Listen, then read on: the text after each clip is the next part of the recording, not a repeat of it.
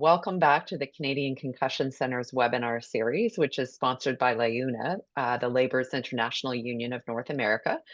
My name is Leslie Rattan, and I'm pleased to be moderating our webinar series that was developed for individuals that have suffered concussions, their caregivers, as well as healthcare providers. And our sessions recur, if you've been with us before, every other Tuesday evening from 6 to 7. And just so you know, all of our sessions are recorded and archived, and you can find those on the Canadian Concussion Center website. I expect Christian will probably put the link into the chat if you're looking for that. Just a couple of housekeeping things. So tonight, if you have any questions, please put those into the Q&A. If you sort of move your cursor around, you'll see a Q&A icon at the bottom of the screen. So that's where you're going to want to put any questions for our speaker. If you're having any technical difficulties, just enter those into the chat and Christian can give you a hand. Just before proceeding any further, I'd like to acknowledge the Indigenous peoples of all the lands that we are on today. Even as we're meeting virtually, it's important to recognize the lands we each call home and reaffirm our commitment to improving relationships and understanding with local Indigenous peoples. From coast to coast, we honor the ancestral and unceded territory of all the Inuit, Métis, and First Nations people that call this land home. And we are just going to run a short poll, as we do every week, just to get a sense of who is in our audience tonight. Just wait for that to pop up. And great. So for this evening's session, I'm really pleased to introduce Dr. Carmela Tartaglia, who's going to be presenting concussion in women. Dr. Tartaglia is a professor at the University of Toronto and cognitive behavioral neurologist at the UHN Memory Clinic, where she sees patients with neurodegenerative diseases and persistent symptoms of concussion. She's a scientist at the TAN Center for Research in Neurodegenerative Diseases, where she uses a multimodal approach for biomarker discovery to facilitate, early detection of neurodegenerative diseases and diagnosis of persistent symptoms of concussion. She holds the Marion and Gerald Soloway Chair in Brain Injury and Concussion Research. And with that, I'm going to turn it over to Dr. Tartaglia. Welcome. Tonight we'll talk about women and concussion, and these are my disclosures. So we're going to discuss sex and gender differences in concussion, persisting symptoms of concussions, as well as learn about the delayed effects of concussion. So just to, provide a brief overview, concussion, mild traumatic brain injury, sometimes these words are used interchangeably. They don't mean exactly the same thing. It's kind of think of concussion as a mild form of mild traumatic brain injury. But basically, these are injuries where there is, short-lived loss of consciousness, short-lived post-traumatic amnesia, and there can be impaired mental status at the time of the accident, such as confusion or disorientation, but these are transient, which is very different than moderate to severe traumatic brain injury, where you actually get bleeding on the brain or tearing, bruising, etc. So mild traumatic brain injury concussions are very, very, very common. Actually, all the estimates that are available probably are an underestimate because most people who get a concussion actually don't go seek medical attention. But when you look at the data where they have interacted with medical establishments, there's about 150,000 concussions in Ontario per year. So this is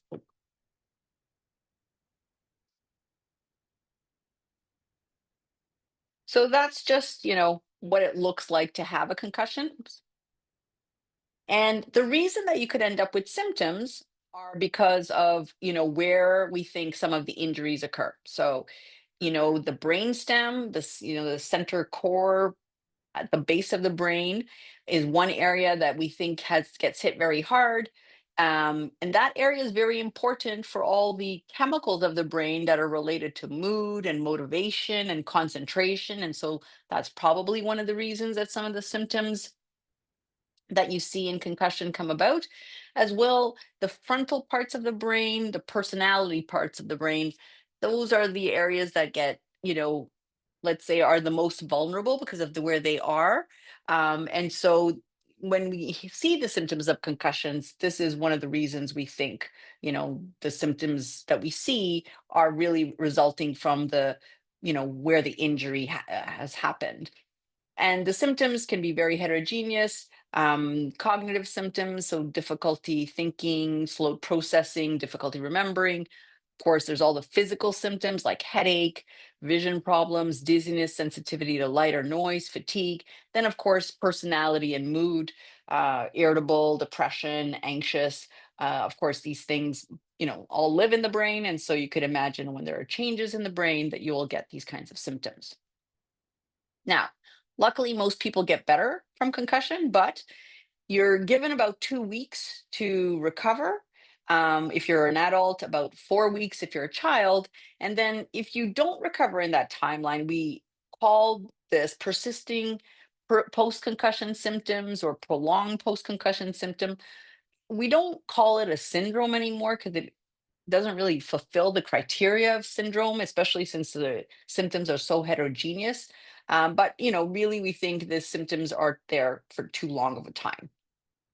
And of course, there's although most people get better, there's 10 to 15% of people that actually don't get better within 3 months. And so those are people who we would say, have persisting symptoms of concussions, and they can last for months, years, very rarely permanently. So I'm just going to start by describing some, basic concepts when we talk about sex and gender. So, when we talk about sex, we are describing the biological, the biology, let's say. And so, the words that we use are females and males because they have different biological and physiological characteristics, such as the reproductive organs, the chromosomes, the hormones. When we speak about gender, these are socially constructed characteristics. So we refer to woman and man. These are dependent on the social norms, the roles and relationships of and between groups of women and men. They have a cultural construct. So it's important to recognize this distinction because, of course, what is biologically determined is very different than what is, a social construct. And so many studies have shown that more males than females have concussions due to greater exposure to environments where concussions are more common, such as high risk labor, contact sports, the military. But this is actually, changing over time. So in this study, we actually still see this was across the ages, published in 2020, and the data I think was until like 2017. And you can see the top row are males, and the bottom line are females, and the middle one is the average. And so in this group of people, this is administrative data, you can see that only in the 80 and above are there more females than males. Other than that, there were more males.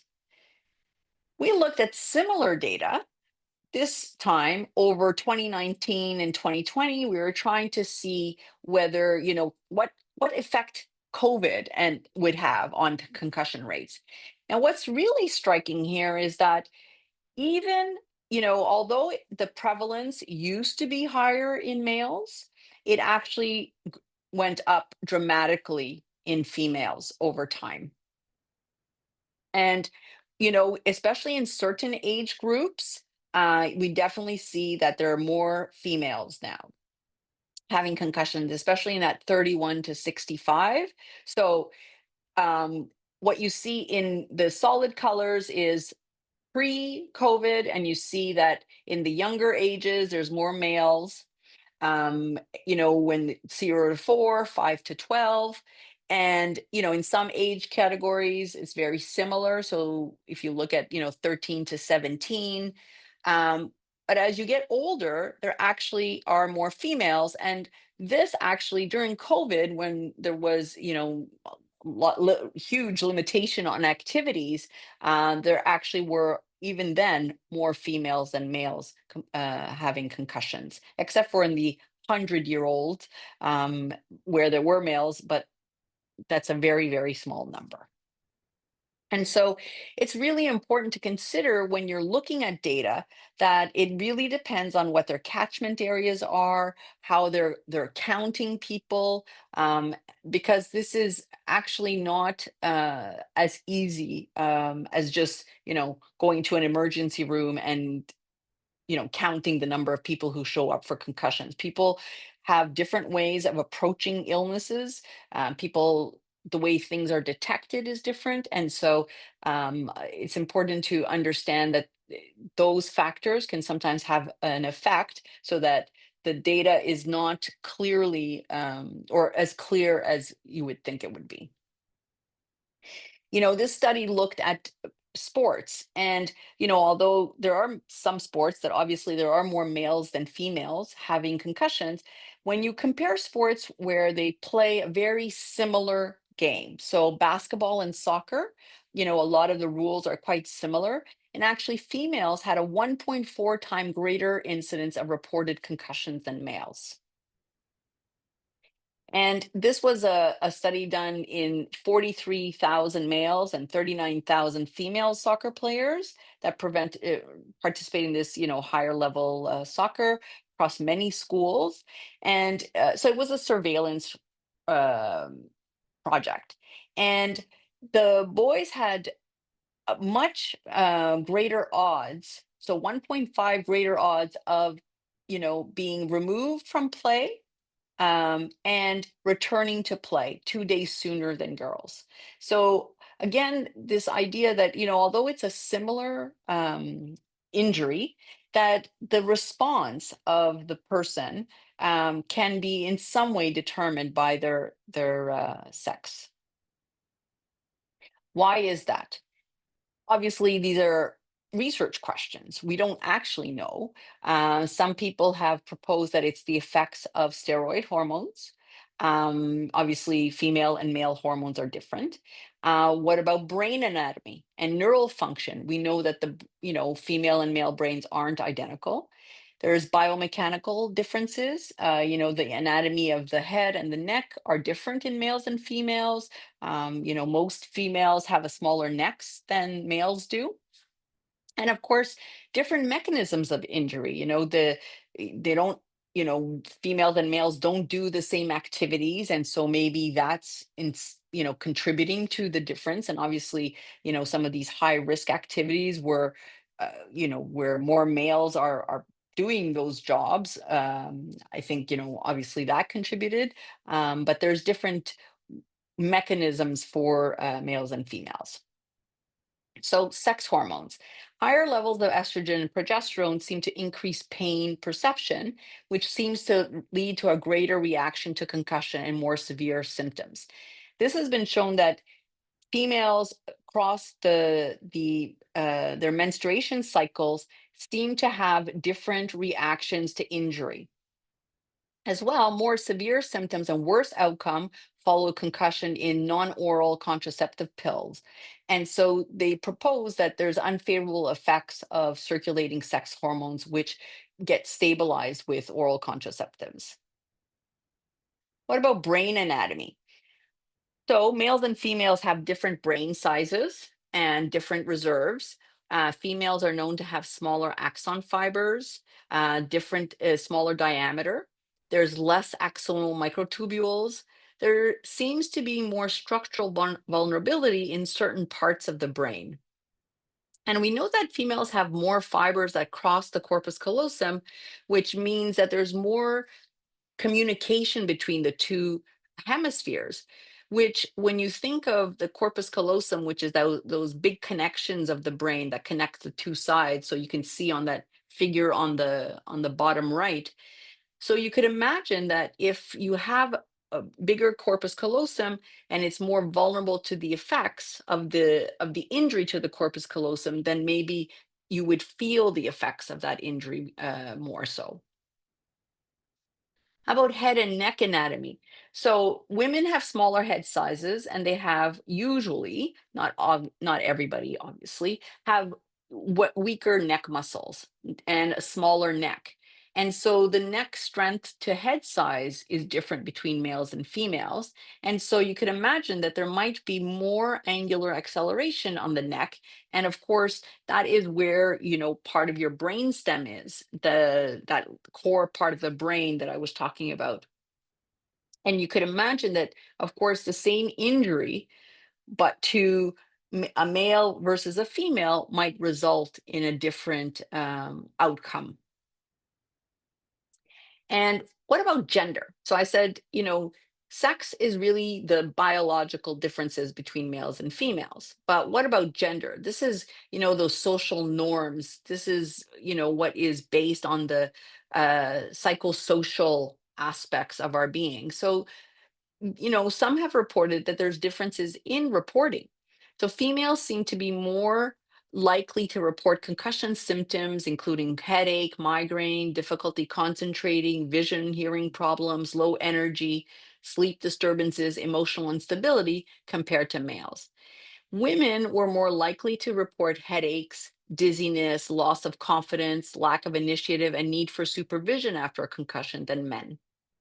Men seem to report more sensitivity to noise, to sleep disturbances, to restlessness, and more difficulty setting realistic goals. Females reported higher percentage of symptoms following a concussion. And some studies actually did not find any sex related differences or gender related differences. I use the terms that the studies reported, but sometimes, you can see that these were males and females get used interchangeably with men and women, but we try not to do that anymore. So concussion affects individuals of all ages and may occur due to a broad spectrum of mechanisms, including sports, motor vehicle accidents, falls, military activities, occupational injuries, and intimate partner violence. And when you look at the different mechanism of injury, you can see that, in some, like if you look at sport, in if you look in under 50 years old, there were more males than females who had a sports injury. If you look in males over 50 years old, again, more males than females. A larger percentage of the males had suffered from that injury, that type of injury. Motor vehicle accidents, in this study, it looked like more, greater percentage of the women getting concussions were had it from motor vehicle accidents than males in both over and under 50. Falls, bigger problem in females. Trauma was almost equal in both. And there were, some that were not otherwise specified. And so, of course, it's important to think about the mechanism and also how it interacts with the sex and gender of the person. What about recovery? So there has been quite a bit of research showing that males and females don't seem to have the same recovery. It seems that females need more days to completely recover and return to baseline than males. Females most likely to have symptoms that last longer than a month. The female collegiate athletes took longer to recover from concussions than male in all sports except for lacrosse. And older females seem to be more vulnerable to the development of chronic persisting symptoms of concussion than males. But some studies actually did not report any sex differences. And, you know, then the reasons for this differences in recovery when it was reported were also, a point of investigation. Could it partially be explained by the greater frequency of some psychiatric disorders in women? So we know that women are more likely to have depression and anxiety than males, especially young women. As well, it is well known that females are much more likely to have migraines and headaches than males. So could it partially be explained by past history of this, considering the fact that post-traumatic headache is one of the most frequent symptoms encountered after concussion. So obviously, some would think that if you've already predisposed to having headaches, the likelihood of having a persisting headache obviously goes up. In this study, this is a very large study out of Manitoba, out of administrative data, which looked at the risk of developing attention deficit disorder after a concussion and the risk of mood and anxiety disorder. And in both of these, the male was the reference, was a much higher chance of developing these problems if you were a female within, and this was a very large study of 28,000 males, 19,000 females in the concussion group, compared to 81,000 males and 57,000 females in the matched control group. And they looked at all kinds of outcomes, but uh, these two were sex determined, and this was over a 25-year follow-up. What about in other studies? So there are sex effects on traumatic brain injury in human studies, and many of the studies. So this was looking at many studies come put together. And the first one is 156 human studies, and you can see that in 47% women do worse. When they looked at, mild to moderate versus moderate severe, you can see that in the mild to moderate, 60% of those studies showed women doing worse. In the moderate to severe, it was less, it was 34%, and where women did worse, whereas 46% actually showed no sex difference. This was another like part of the same study, which again, looking at the size of the study, because, like I said, it's really important to consider where the patients are getting recruited from. And what's interesting here is, and you can kind of intuitively think, so in smaller studies, they saw that 53%, these are studies going from 0 to 1,000 patients, and those 53% women did worse. In fairly larger studies of 1,000 to 10,000 patients, 39% females did worse. 26% or 17% the women did better. When you looked at studies over 10,000 patients, there were 15 of them, and you can see there that most of the studies here, 67%, showed women doing better. Now, when you have to dig deep into these studies and see what kind of data they're actually getting, because obviously these results are in stark opposition, and so it's important to consider the type of data. Very large studies, when you think of a study of 10,000 patients or over than that, you really are getting fairly crude data, right? You're not going to get, granular, very in-depth data when you're trying to survey thousands and thousands of people. So it's really important to consider what your question is when you're designing these kinds of studies. What about human and animal models? So here you can see that in the human studies, these are like in the first column, it's women, females doing better. And if you look in the animal studies, most of them show that the women or female animal studies they did better. But when you looked in the human data, that was not replicated. And actually, it was the exact opposite, where in the human studies, they showed that women actually fared worse than males. So getting back to this mechanism of injury, so, of course, most common sports, but, is what was frequently thought of as, basically the main reason people were getting concussion. But of course, we know that isn't true.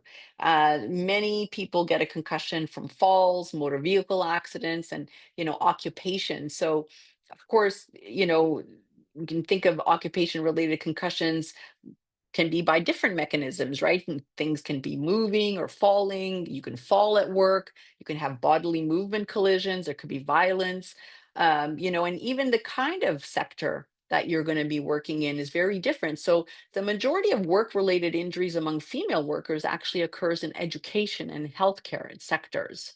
And female employees account for over 40% of head injuries, including all levels of severity.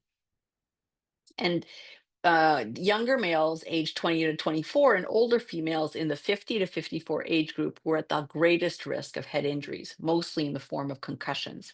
And of course, trauma is another important cause of concussion. Intimate partner violence is, an important mechanism of injury for females. It includes physical, emotional, sexual, verbal, social, and financial abuse. It can be from a former or current legal marriage or cohabitation or dating relationship. Unfortunately, all the data shows that intimate partner violence is very common in Canada, and it traverses all socioeconomic boundaries. And it affects 1 in 4 women over their lifetime in Canada, and the international estimates are even higher at 1 in 3. And up to 92% of hits in intimate partner violence are to the head or face in this context and are likely to be repetitive. Seems males and females experience spousal violence in equal number, but females are 3 times more likely to experience serious spousal violence in the past 5 years. So, of course, when you think of intimate partner violence, you should think of concussion, even though this is often goes undiagnosed. This is often overlooked, and the prevalence when people have started to look is astronomical in some studies. A lot of the injuries are to the head, face, or neck. And so, of course, one has to consider that there's been some brain injury. 42% of women survivors experience injury as a result of intimate partner violence. This was from Statistics Canada 2016. And most common injuries are from battery to the face, head, and neck. They're usually long-term and repeated violent encounters. And they are, the fact is that women exposed to intimate partner violence are twice as likely to experience depression, nearly twice as likely to have alcohol use disorders compared to women who haven't experienced intimate partner violence. And so you could imagine how often things can be misdiagnosed. So, the consequences of concussion, mild traumatic brain injury in somebody who suffers it from a motor vehicle accident, could be the same in somebody from intimate partner violence. So, of course, they can have fatigue, depression, memory loss, confusion, poor judgment, difficulty with tasks, which in their case makes it even worse because they would have a difficulty in leaving the abuser. And the problem is that survivors of intimate partner violence traumatic brain injury may initially present with addiction or mental health issues rather than trauma, which obviously would mask the TBI symptoms. And it's well known that women survivors of intimate partner violence are unlikely to report violence to frontline workers unless they're directly asked. And, when we really worry about these repetitive head injuries, but you could imagine that somebody who is in this type of relationship would be obviously at very high risk of sustaining repetitive head injury. And so, not allowing the brain to heal from the first injury, which of course can lead to poor memory, impaired judgment, decreased function, and sometimes even death. The problem with the diagnosis in these patients is that there's a huge symptom overlap with post-traumatic stress disorder, dissociation, substance abuse. And of course, diagnosis of one of these things doesn't preclude the others.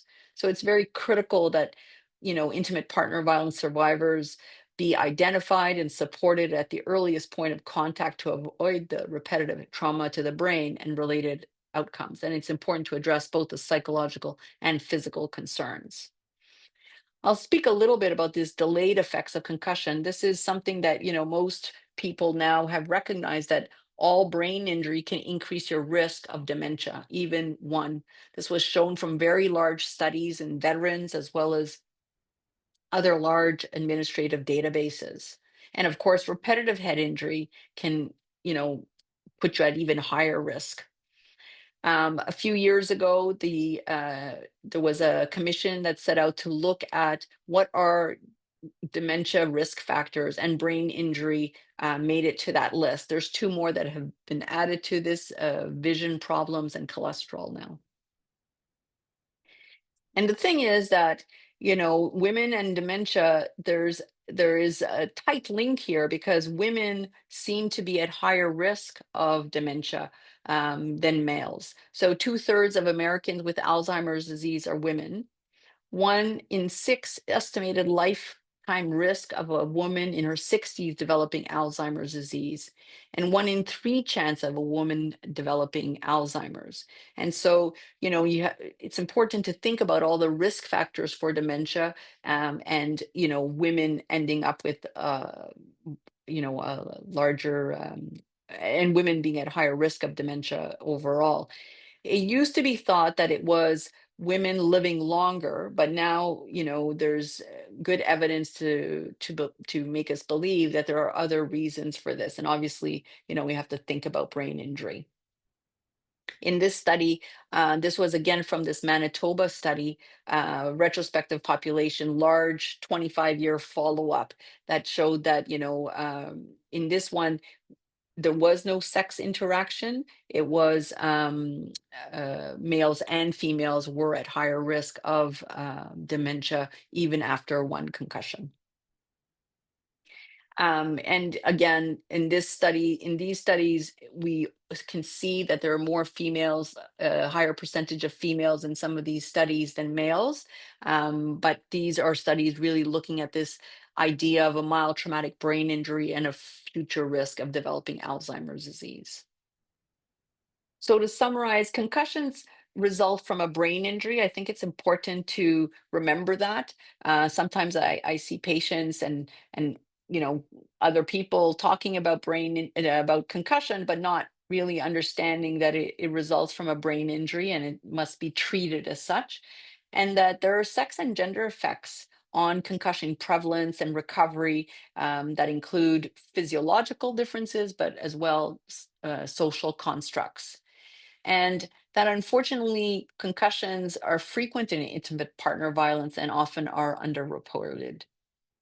And it's important to consider that, there are delayed effects of concussion for, both males and females, and to, basically work as hard as possible to decrease the number of concussions across the board, including in areas such as intimate partner violence.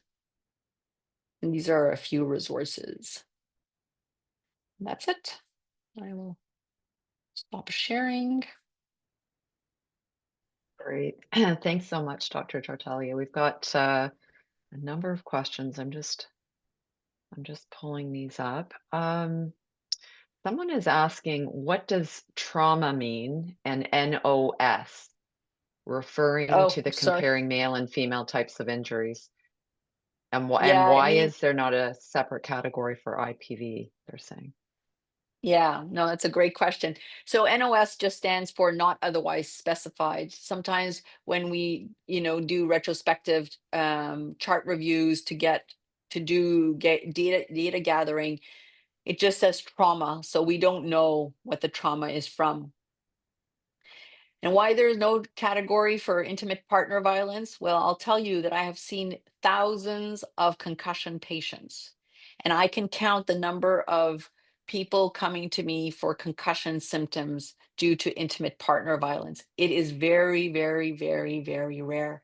And I'll tell you that in the few instances that we've actually found, that was, occurring, the person came to us for a concussion for another reason. They'd fallen, they had a motor vehicle accidents. And and then we ask, obviously, have you ever had, concussion from other things? And it came out. So this is very much underreported, unfortunately. Mhm, mhm. Yeah, there was in the chat, and I'm not sure when exactly this came in, Ella's saying, "Is that because males reported concussion compared to women who do not or have not or unable to report their brain injury, especially if it is from domestic violence, which is rarely reported?" compared to brain injury from in the public sphere, so work, sports, war. And then she's also saying, could this also be because if women report a concussion to their doctor, they would have to state how they were injured, and if it related to domestic violence, they may not report their concussion due to fear of repercussions from their partner, police, legal system, and so Yeah, far. I think you're Yeah, right. I think, yeah. one of the things that has come out is the fact that it's, when you think of concussions in the home, right? You think of, in the context of intimate partner violence, another group are the elderly. When you think of Mhm, the number of falls in the elderly, and you think of the number of them that are coming to attention of concussion clinics, it's completely disproportionate. So, what is happening to these people? And that's the problem is that, when a concussion happens in the home, it, you decide whether you want to report it or not. And there may be reasons for you not to report it. And that is a problem. And that's why I think, mhm, I was saying it's very important to consider when you're looking at these data, are they really representative? Because this is one of the issues that we've had is that for a long time, people were saying, oh, there's way more males having concussions. It was because where we were actually recruiting, for concussion studies was in, athletic clinics or, from an emergency room. But if you look at data coming from like let's say from a more administrative database that includes family doctors or includes other types of areas, then you get different numbers. mhm, mhm.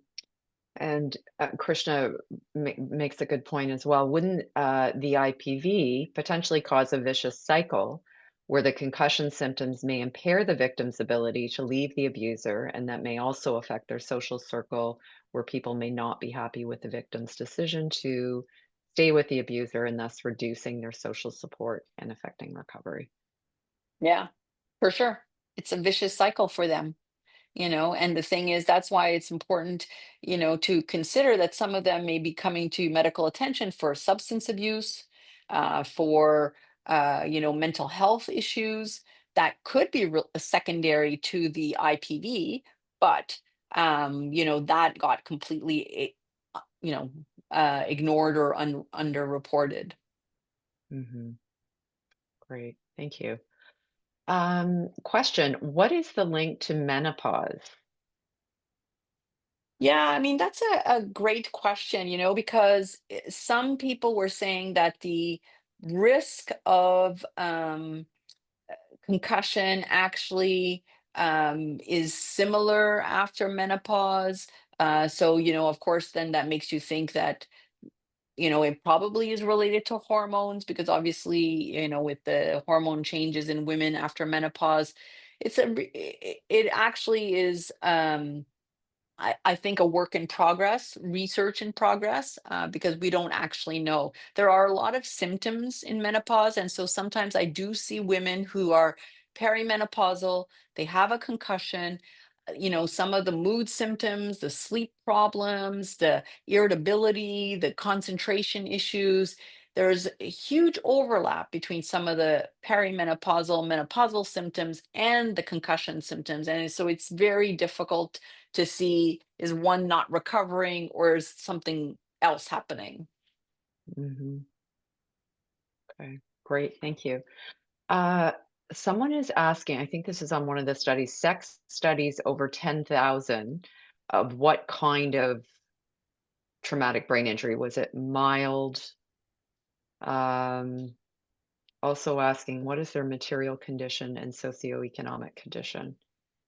Yeah, I Um, mean, that's the whole point. That study was just a meta-analysis looking at these large studies. So the issue is that when you are looking at studies that are gathering information on 10,000 people or more, a lot of these are surveys, some of these are online surveys. So the quality of the data really needs to be considered when you are looking at the data itself, because obviously, you're people like large studies, right? And they carry a lot of weight.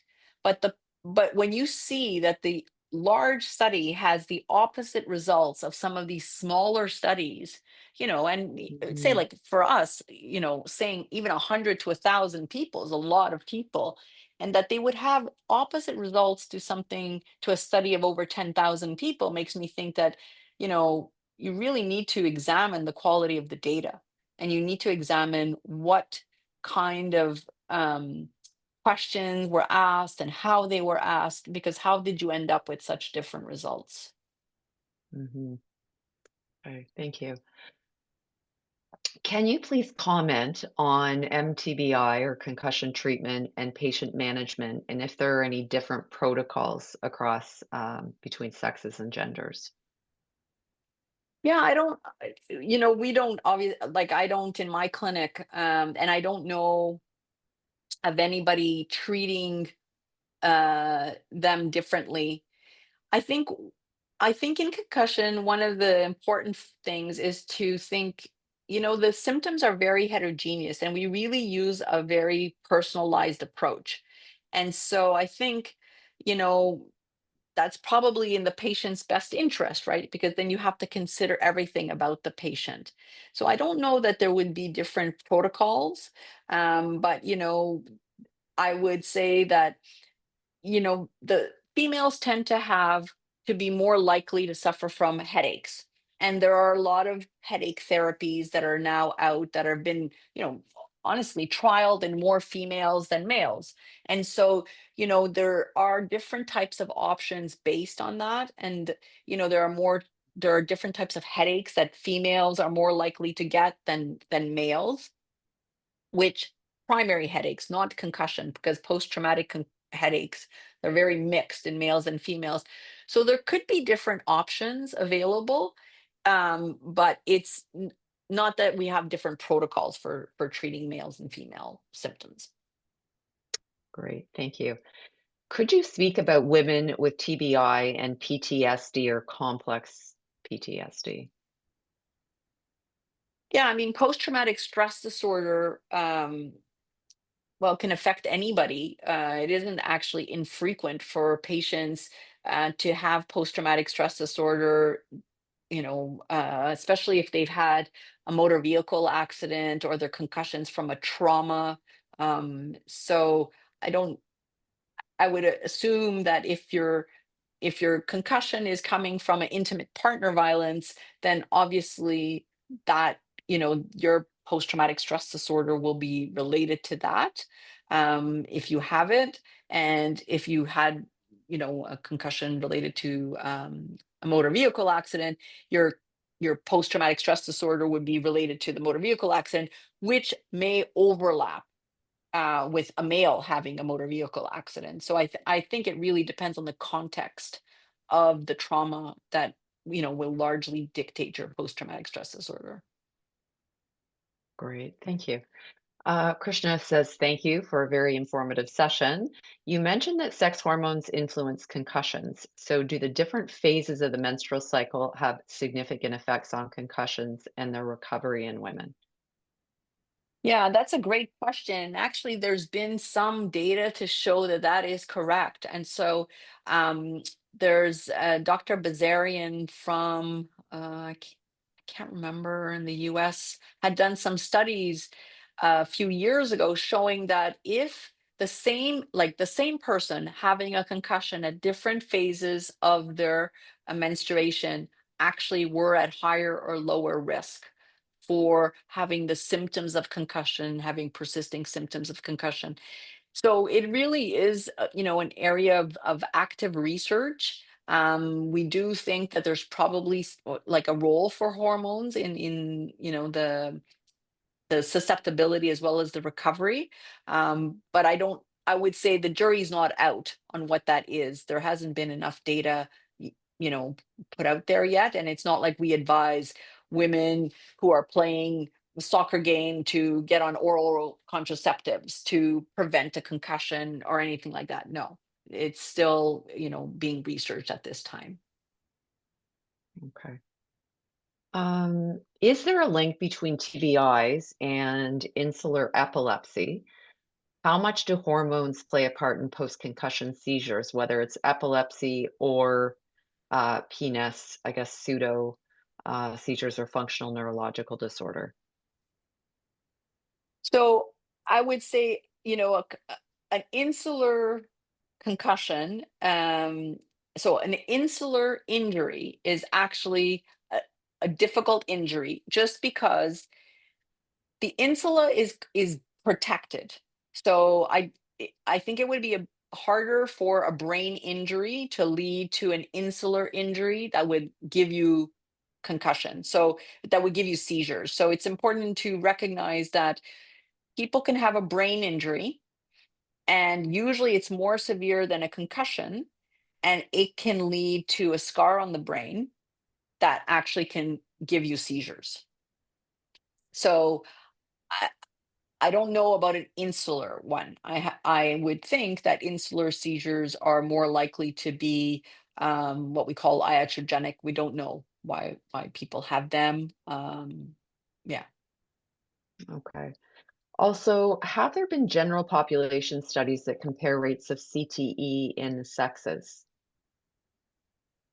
So one of the issues is that CTE has been very, very rarely reported in females. There's two or three cases from sports. One, I think, 2 years old, Australia, rugby, and there's maybe another one or two out there.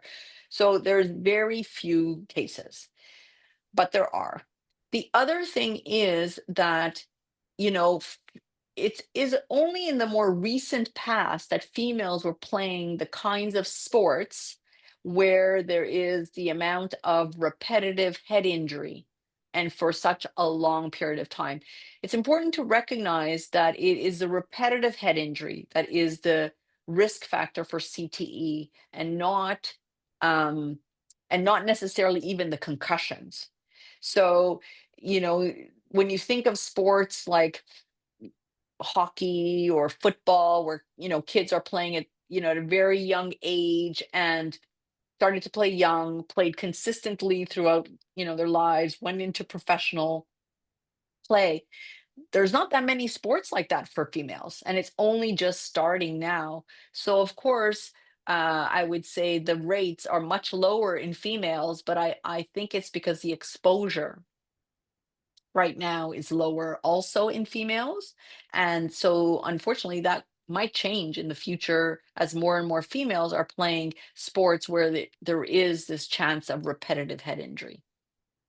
Mhm. Okay, thank you. Marnie is asking, does ADHD from concussion ever resolve? Yeah, attention deficit disorder is, a problem of the brain, um, related to some, changes in the brain.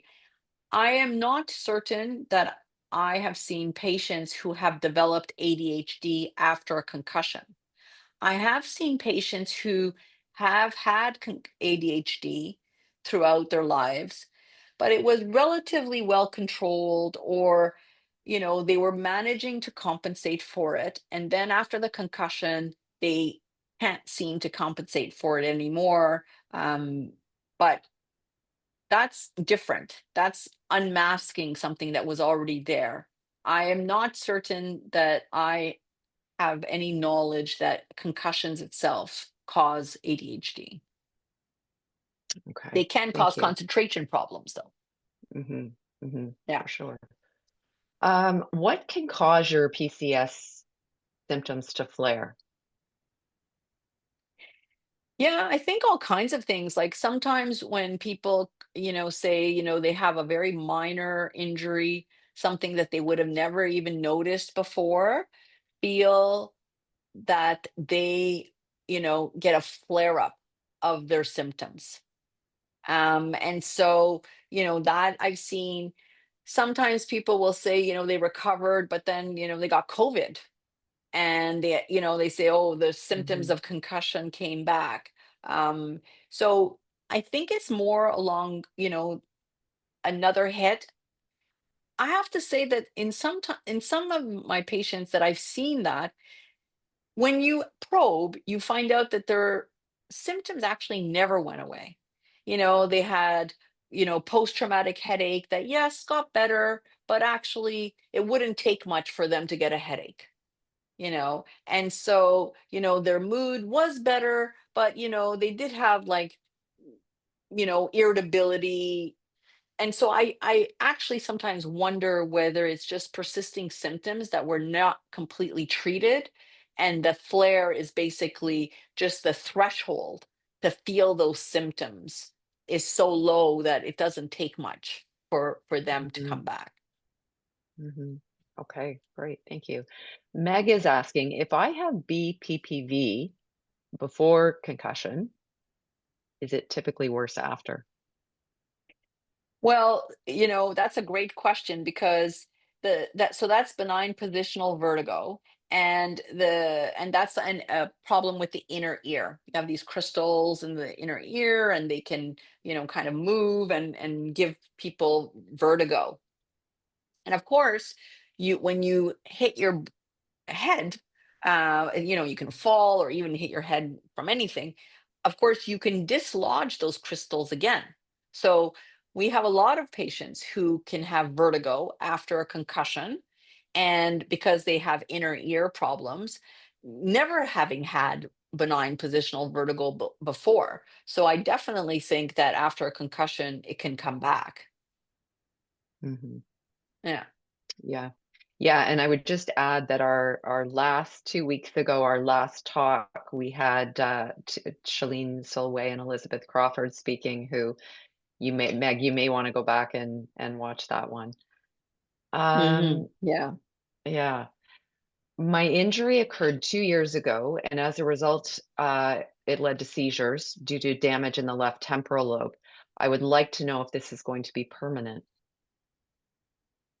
Yeah, it really depends because if you see, and like I don't know if you had an MRI that has shown where the like is there a lesion there to show that yes, now you have a seizure focus, because usually when people develop seizures after a brain injury, so it doesn't usually happen after a concussion, it happens after a more severe brain injury.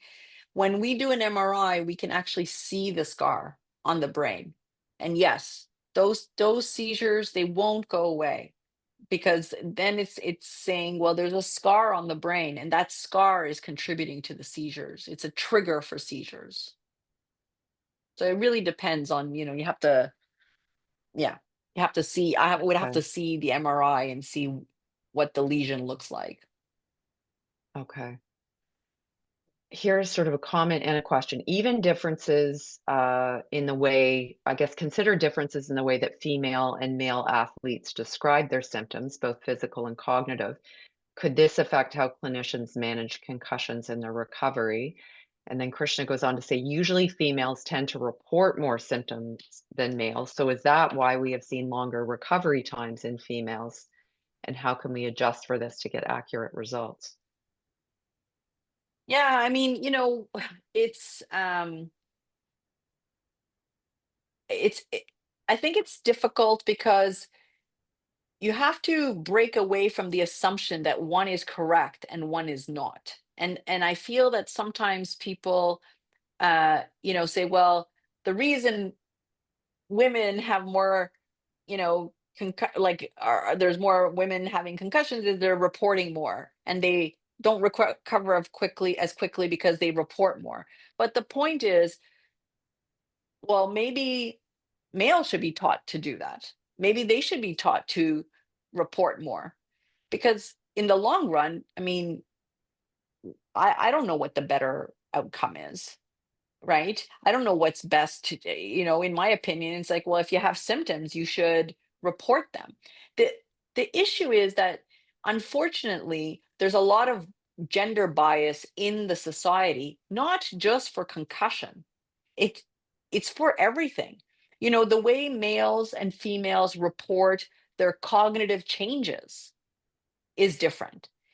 you know, Males and females show up to dementia clinics at different times because, females, when their spouse is a male, will notice that there's changes in their cognitive function and bring them to a medical person's attention. Whereas males tend to bring the females to medical attention much later.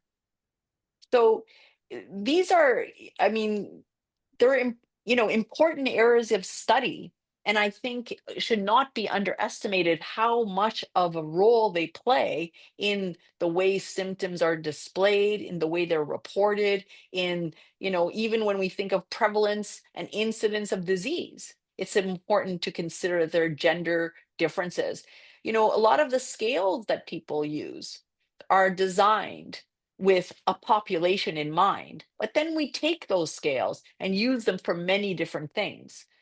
But the way we ask the question might only pertain to that population or might be best understood by that population. So I don't think we need to tell population to report better or report less. Or, I think we have to just consider that when people are reporting symptoms, there's this biopsychosocial aspect to their reporting, and that we will have to consider that in the longer term to bring precision medicine to people who are having brain problems. Because in other areas like cancer, people do think precision is important. In diseases like this of the brain, people have been less precise. And I think that is not going to help us in the long run. So, I mean, good point. But I would Mhm. say, we just have to be present for the people in front of us and try to better understand where, what's going on with them. Yeah. Sarah is asking, is it plausible to ask my primary doctor, uh, just got away from me, to refer me to a specialist to inform me on memory changes that I am accepting as permanent? And if so, who and where? Yeah, I guess it depends, on when your injury was, what the memory changes are. So yes, you can ask your family doctor. I mean, there are, you know, uh neuro I mean, there are some neuropsychologists that do this kind of work. There are, memory clinics that do this kind of work. It really depends on when the injury was and, how old a person is. So it's hard to answer in this like in an abstract way, I guess. Mhm, mhm. But it would certainly be something that, yeah, you should speak with your primary Yeah. doctor about, so, yeah. Yeah.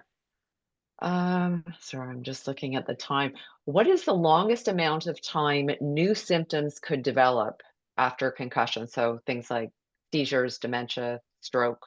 Could new symptoms occur even after 1 year? So the symptoms that we usually think of are persisting, from the concussion. Usually we want them to develop within 7 days. Now, the fact is that concussion or mild traumatic brain injury puts you at higher risk of certain things like dementia. That dementia occurs decades later. So, but if you have symptoms of concussion and those symptoms don't resolve and you get depressed 3 months later, I would say, that could be a consequence of the concussion. It's not, I think the main symptoms like headache, poor sleep, dizziness, visual issues, we expect those to occur within the first week. But other symptoms, definitely we can see afterwards. I would say if your concussion shouldn't put you at higher risk of a stroke, except for sometimes when people have a concussion, maybe they change their habits, they don't exercise, they don't take care of themselves, they don't sleep well, they don't take their medication properly, and then your blood pressure goes up, and that could put you at higher risk of stroke. But I don't know that the Mhm. concussion itself would place you at higher risk of stroke, I guess. Right. Yeah. Okay. Thank you. Well, we are at time. Dr. Tartaglia, thank you so much. And thank you to everyone for all of the great questions. I apologize to those that I could not get to. There will be a short survey that comes your way, so we'd really appreciate your feedback. You can also, if there was a question you didn't get answered and you want to submit that, you're welcome to do that on the survey. Just know that you should leave your email address along with that because the surveys are anonymous, so we don't actually know who the questions are coming from unless you let us know. And just to let you know as well, we've got one more session before the holidays in 2 weeks. Or no, we actually have two. My apologies. So our next one is going to be Tuesday, November the 25th. We've got Dr. Christine Dalton, and she's going to be talking about post-concussion optometry. So thanks everyone, and have a great evening.